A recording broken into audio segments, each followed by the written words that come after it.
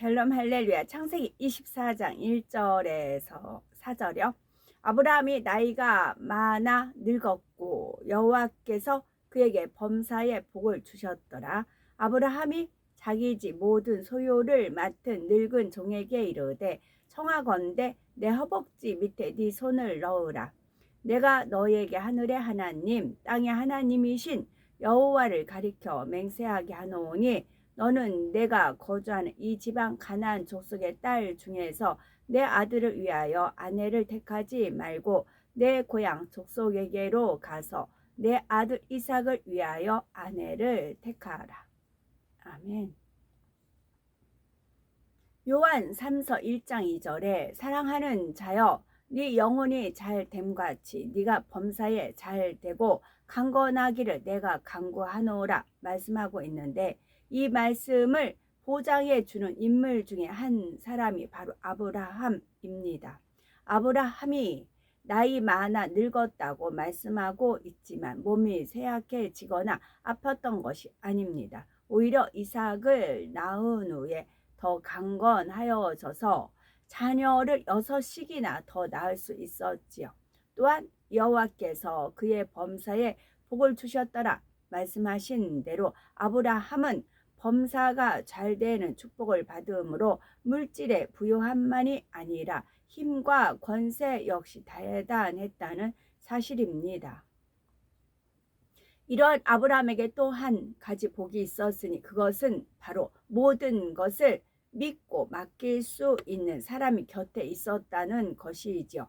그 사람은 집의 모든 소유를 맡은 늙은 종이었는데 아브라함은 아들 이삭이 아내를 얻는 중대한 일 역시 이 늙은 종에게 맡겼던 것을 볼 수 있었습니다. 아브라함은 종에게 지시를 하면서 그의 손을 자신의 환도뼈 넓적다리 뼈 밑에 넣도록 합니다. 그렇다면 이렇게 하는 것은 무슨 의미가 있는 것일까요? 환도뼈는 영적으로 모든 것에 고든 것을 의미하며 약속에 변치 않는다는 의미와 하나님께서 모든 것을 인정하시고 이루신다는 의미가 담겨 있습니다. 또한 육적으로도 자신의 환도뼈 밑에 손을 넣도록 한다는 것은 아브라함과 종과의 관계가 그만큼 신뢰할 수 있는 가까운 관계라는 것을 말해주지요. 따라서 아브라함이 이처럼 자신의 환도뼈 밑에 종의 손을 넣도록 했던 것은 아브라함에게 있어서 늙은 종이 그만큼 믿고 신뢰할 수 있는 가까운 사람이라는 것과 이삭을 통해 주시겠다고 하신 하나님의 약속이 변치 않고 정한 대로 이루어진다는 의미가 담겨 있는 것입니다. 아브라함은 아들 이삭이 아내를 구함에 있어서 자신이 직접 나설 수도 있었을 것입니다. 기왕이면 아들 이삭까지 데리고 가서 마음에 드는 여인을 택할 수도 있었겠지요. 아브라함이 만약 많은 종들을 거느린 채 자신이 가지고 있는 부와 권세를 드러내려 했다면 그것을 보고라도 많은 사람들이 사모하며 이삭이 아내 되기를 원했을 것이고요.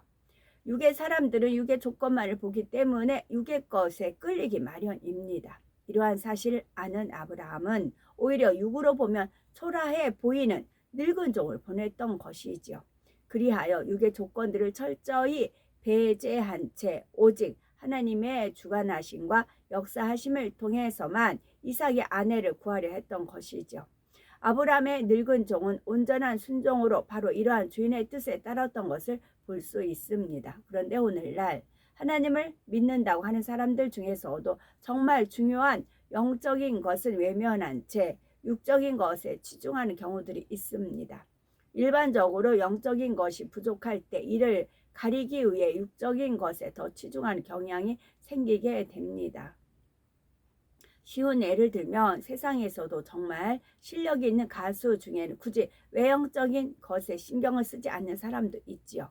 반면에 실력이 자신 없는 사람 중에는 의상이나 무대에도 외적인 것에 신경을 쓰는 경우가 많습니다. 물론 실력도 있는 상태에서 의상이나 또 무대도 훌륭하면 더 좋겠지만 정말 중요한 것은 실력이 되어야 하는 거죠. 이처럼 영적으로도 자신감이 없게 되면 오히려 육적인 것으로 덮으려 하기 때문에 더 육적인 것에 치중하게 되는 것을 볼 수 있습니다. 고린도전서 4장 20절 하나님의 나라는 말에 있지 아니하고 오직 능력에 있음이라 말씀하신 대로 말의 유창함이나 겉으로 드러나는 육적인 모습이 중요한 것이 아니라 내면에서부터 나오는 영적인 힘과 능력이 중요합니다. 내가 많이 배웠고 명예와 권세가 있으면 많은 부를 가졌다는 것을 내세울 것이 아니라 얼마나 하나님의 사랑을 받으며 얼마나 영으로 들어왔느냐가 자신을 평가하는 진정한 기준이 되어야 할 것입니다. 이는 우리가 어떤 조직의 머리된 사람을 뽑을 때도 마찬가지입니다. 하나님께서 말씀해 주신 영적인 기준에 합당한 사람을 머리로 뽑아야지요.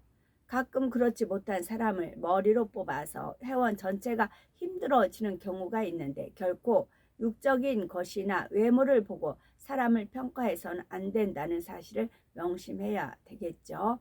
아브라함은 육의 사람의 마음을 잘 알았기 때문에 혹여라도 이삭의 육적인 배경을 보고 그의 아내가 되고자 하는 사람이 없도록 하기 위해 자신이 직접 많은 사람을 거느리고 고향으로 간 것이 아니라 대신 외모로는 보잘것없어 보이는 늙은 종을 보냈던 것입니다.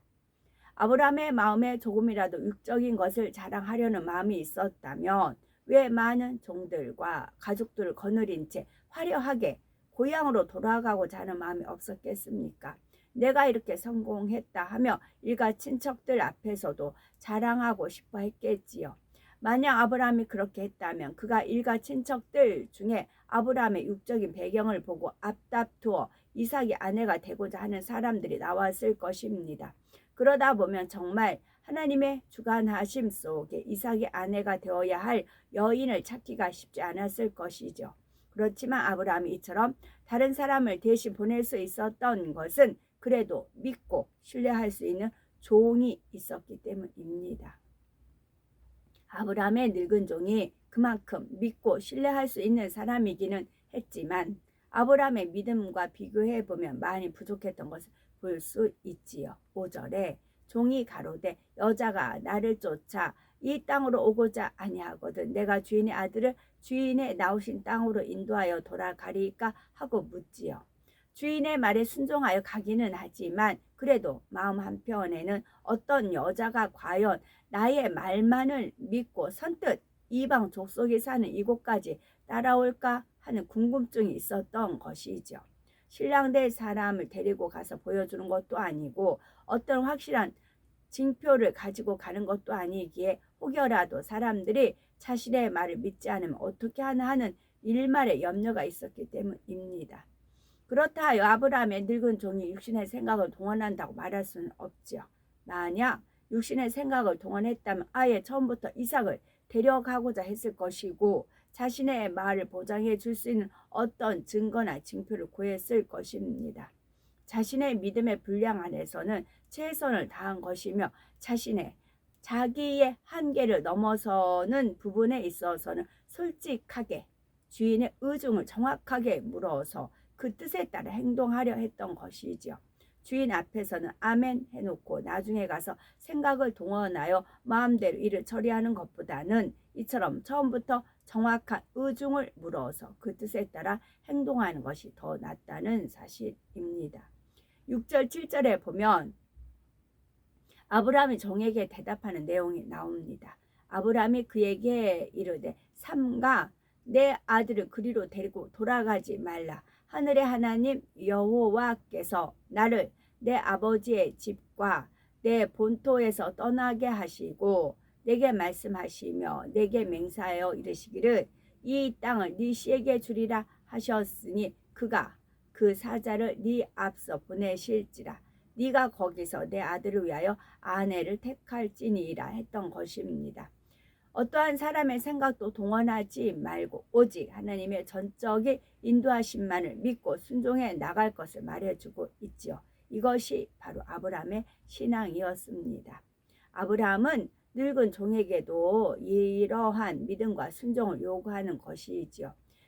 더욱이 지금 이삭의 아내를 구하는 일은 하나님께서 늙은 종을 보시고 역사하시는 일이 아니지요.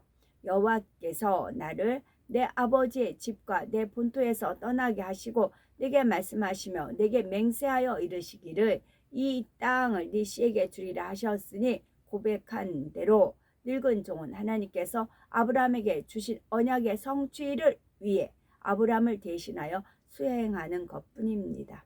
그러므로 지금 이 일을 수행하는 종에게 있어서는 하나님께 대한 본인 자신의 믿음도 중요하지만 자신의 주인이며 선지자인 아브라함에 대한 신뢰가 무엇보다도 중요하다는 사실이지요. 내 믿음으로 내 능력으로 할 수 없는 일도 주인인 아브라함을 신뢰하고 순종했을 때는 아브라함의 믿음대로 역사해 주시기 때문입니다. 역대하 20장 20절에 너희는 너희 하나님 여호와를 신뢰하라. 그리하면 견고히 서리라. 그 선지자를 신뢰하라. 그리하면 형통하리라 하신 말씀대로입니다. 8절에 보니 만일 여자가 너를 쫓아오고자 아니하면 나의 이 맹세가 너와 상관이 없나니 오직 내 아들을 데리고 그리로 가지 말지니라 했습니다. 아브라함은 앞서 종에게 말하기를 그가 즉 하나님께서 그 사자를 네 앞서 보내실지라 네가 거기서 내 아들을 위하여 아내를 택할지니라 했지요. 아브라함은 하나님께서 역사해 주실 것을 확실히 믿었기 때문에 이처럼 고백한 것이었고 하나님께서도 아브라함의 고백대로 반드시 보장해 주셨습니다. 그런데 만약 아브라함의 늙은 종이 선택한 여자가 따라오려 하지 않는다면 어떻게 되는 것일까요? 하나님께서 아브라함을 보장해 주시지 않는 것이고 아브라함과 하신 맹세가 깨어지는 것일까요? 그렇지 않습니다. 좀 더 정확히 말하자면 그럴 리가 없지요. 여자가 쫓아오지 않는 일도 없을 것이요. 하나님과의 맹세가 상관없게 되는 일도 없습니다. 그러므로 아브라함은 지금 부정적인 고백을 하는 것이 아니라 하나님께서 반드시 이루어 주신다는 강한 믿음을 이처럼 고백하는 것입니다. 그러기 때문에 오직 내 아들을 데리고 그리로 가지 말지니라 말했던 것이지요. 여자가 쫓아오지 않는 일은 없을 것이기 때문에 어떠한 경우에도 내 아들 이삭을 데리고 그리로 갈 일은 없다는 뜻입니다. 만일 여자가 쫓아오지 않으면 이삭을 데리고 그 땅으로 가서라도 여자를 데리고 와야 할까요? 하고 묻는 종의 질문에 이처럼 단호한 믿음의 고백으로서 답을 주고 있는 것입니다. 그렇다면 아브라함으로부터 답을 얻은 종은 어떻게 해야 하겠는지요? 이때 만약 종이 육신의 생각을 동원하는 사람이었다면 이런 상황에서도 또 질문이 나올 수 있습니다. 어떤 경우에라도 자신의 책임을 면하기 위해 주인께서 분명히 말씀하셨으니 만약 여자가 저를 쫓아오지 않는다 해도 저하고는 상관이 없는 것입니다. 저는 주인이 시키는 대로만 했으니 일이 잘 안 되어도 저는 책임이 없습니다. 이런 말들이 나올 수 있다는 말이죠. 우리라면 어떻게 하셨는지 한번 생각해 봐야 되겠죠. 나는 아니라 생각할지 모르지만 실제 이런 상황이 되면 주인님 그래도 이삭 도련님을 데리고 가는 것이 확실하지 않을까요? 하며 끝까지 자기 주장을 내세우는 분도 있을 것입니다. 또는 이삭의 아내 될 여인을 어떠한 방법으로 찾아낼까요? 하며 구체적인 방법을 묻는 분도 있겠지요. 그러나 아브라함의 늙은 종은 그러지 아니했습니다. 9절에 종이 이에 주인 아브라함의 환도뼈 아래 손을 넣고 이 일에 대하여 그에게 맹세하였더라 했습니다. 이는 더 이상 어떤 질문을 하거나 자기 주장을 내세운 것이 아니라 즉시로 주인의 말을 아멘으로 받았음을 뜻하지요. 자신이 궁금히 여기는 부분에 대해서 주인에게 솔직히 엽죽기는 했지만 이때 주인이 믿음의 고백을 하자 그 이상 더 이상 주인이 믿음의 고백을 하자 그 역시 더 이상 생각을 동원하지 않고 믿음으로 받고 있는 모습입니다. 아브라함의 늙은 종은 여인을 찾음에 있어서 전혀 사람의 방법이나 생각을 동원하지 않고 오직 하나님께 의뢰하였습니다. 10에서 11절에 보니 이에 종이 그 주인의 약대 중 10피를 취하고 떠났는데 약대 10마리를 끌고 곧 그 주인의 모든 좋은 것을 가지고 떠나 메소포다미아로 가서 나홀의 성에 이르러 그 약대를 성박 우물 곁에 꿀렸으니 저녁 때라 여인들이 물을 길러 나올 때였더라 했습니다. 여기서 종이 주인의 약대 중에 10피를 취하고 주인의 모든 좋은 것을 가지고 떠났다는 것은 능히 주인의 마음을 대신하기 위한 것이었습니다. 어떤 사사로운 마음이나 욕심에서가 아니라 찾고자 하는 대상을 만났을 때 그에게 주인의 마음을 대신하여 전할 수 있는 징표로서 약대와 주인의 모든 좋은 것을 가지고 간 것이지요. 이 늙은 종은 아브라함의 늙은 종은 천국의 좋은 처소에 갔습니다. 오직 충성했잖아요. 가서 뵙니다. 그리고 이것이 나중에 리브가를 만났을 때 리브가가 가족들에게 전해지게 됩니다. 창세기 24장 53절 은금 패물과 의복을 꺼내어 리브가에게 주고 그 오라비와 어미에게도 보물을 주니라 했던 것입니다. 이것은 아브라함의 늙은 종이 육적인 방법을 사용한 것이 아닙니다. 모든 육적인 방법을 동원하려 했다면 먼저 은금 패물과 의복과 보물을 꺼내어 보여줌으로써 상대의 마음을 사려고 했을 것입니다. 그러나 늙은 종이 이것들을 전한 것은 리브가가 이삭의 아내가 되겠다고 정한 다음이었지요. 그러니 늙은 종이 주인의 것 중에서 모든 좋은 것을 취하여 가지고 간 것은 육적인 방법을 동원하기 위함이 아니라 하나님 뜻 가운데 여인을 만났을 때 그 여인과 가족에게 주인을 대신하여 마음을 전하기 위한 것임을 알 수가 있습니다. 이처럼 사람 편에서 할 수 있는 것을 빈틈없이 준비해 간 아브라함의 늙은 종은 저녁 때가 되어 성박 우물 곁에 도착합니다. 그런데 종이 그곳에 도착한 시간도 하나님의 정확한 인도하심이었다는 사실을 알 수가 있지요. 이 시간이 바로 여인들이 물을 길러 나올 때였으니 얼마나 형통함을 입고 있는지를 알 수가 있습니다. 일부러 맞추려 한 것이 아니지만 하나님께서 주관하여 인도하시니 가장 빠른 시간 안에 순적히 여인을 만날 수 있는 길로 역사해 주셨던 것입니다. 이때 종은 오직 주인 아브라함을 보시고 모든 것을 형통하게 인도해 주시라고 하나님께 전적으로 맡기는 기도를 올립니다. 12절 그가 가로되 우리 주인 아브라함의 하나님 여호와여 원컨대 오늘날 나로 순적히 만나게 하사 나의 주인 아브라함에게 은혜를 베푸시옵소서 했습니다. 주인 아브라함의 하나님께 기도하고 있으며 자신이 순적히 만나게 되는 것도 결국은 하나님께서 주인 아브라함에게 은혜를 베푸시는 것임을 분명히 하고 있습니다. 이 시대에는 종이 있어야만 일이 이루어갔잖아요. 천국엔 종이 없지요. 평등이잖아요. 대신 이제 그 성결 차원에 따라 처소는 틀려집니다. 성결 차원에. 그러면 이 늙은 종은 아브라함 밑에서 일을 해서 아브라함을 도와줘요. 배필이에요. 돕는 배필을 했기 때문에 종이라는 위치에 있었어요. 그래야만 모든 하나님 일을 이루어가며 있어서요. 그러나 천국에 가면 아니죠. 천국에 가면 아닙니다. 저도 하나님 일을 함에 있어서 이 아브라함의 늙은 종의 기도를 많이 했어요. 순적히 만나게 하사. 순적히. 하나님 일을 어떤 일을 하는 데서 기도를 하잖아요. 그러면 늙은 종이 그런 자기 사신도 없이 오직 주인의 뜻에 따라서 순적하게 만나서 이제 뭐 그렇게 기도하듯이 하나님의 명에 의해서 어떤 구역장 일을 하든 뭘 하든지 구역원을 돌봐 이렇게 섬겨야 되는 그런 일들을 했을 때는 이런 늙은 종과 같은 그런 마음으로 기도를 많이 했었어요. 그 순적히 만나게 하사 그 표현을 써서 그래서 순적히 만나게 되는 것도 결국은 하나님께서 주인 아브라함에게 은혜를 베푸시는 것임을 분명히 하고 있습니다.